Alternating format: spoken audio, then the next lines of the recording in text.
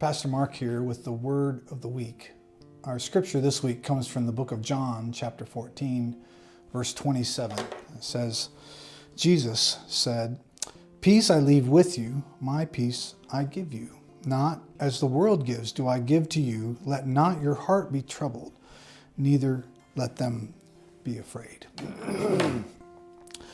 One of the things that we hear, a theme that we hear during the Advent season, is this idea of peace. And in this case, it's the peace of Christ. Matter of fact, we'll read at some point during the Christmas season the prophecy from Isaiah, where he was called the Prince of Peace. But what stuck out to me from this verse was that he said it was his peace that he gives. That would have been a common greeting in his day, in his culture, that you would have said peace to somebody as you were leaving. Instead of saying goodbye, you would wish them peace. But he says, it's my peace that I'm going to leave with you. And he does not do so as the world does.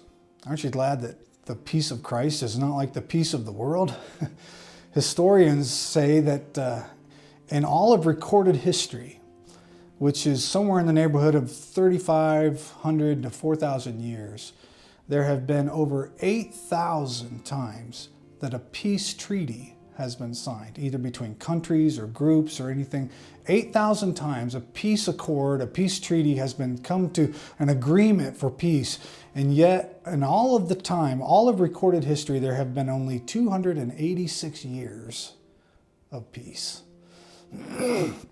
Furthermore, we live in a culture of excess. And so some try to find their peace in material possessions and making lots of money perhaps, or even their activities, or maybe even food. During this time of the year, it's very difficult for some people to be at peace. So what does this mean? The peace, Jesus said, "My peace I leave with you." What does that mean? I heard a story recently. There were two artists, and they had determined that they wanted to conduct an experiment. And so they asked other artists to make a painting that was depicting peace. As you can imagine, they were flooded with idyllic scenes of, the mountainsides and lush forest and reflective ponds and wildlife about, and kind of that Bob Ross, if you're kind of genre, if you're familiar with that. But there was one that came that stuck out to them. When they opened it, they said to themselves, could this be peace? The painting depicted a raging waterfall, just a torrent of water falling over the side of a mountain, cascading down over jagged rocks.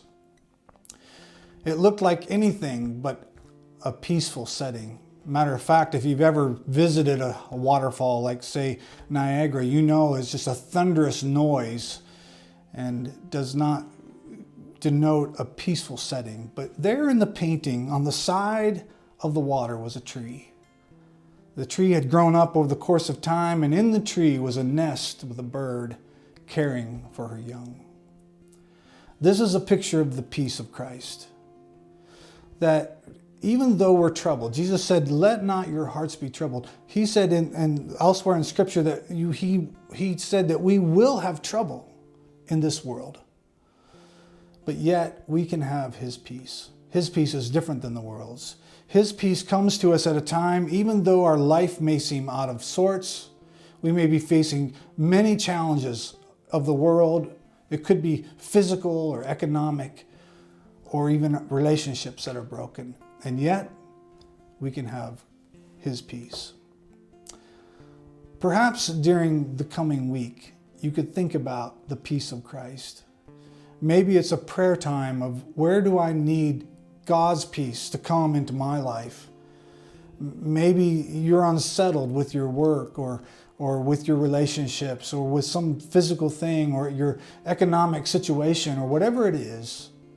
And perhaps during this Advent season, you might experience the peace of Christ in a whole new way. Remember, God is faithful, and you can trust Him and ask Him for His peace during this Advent season. God bless you.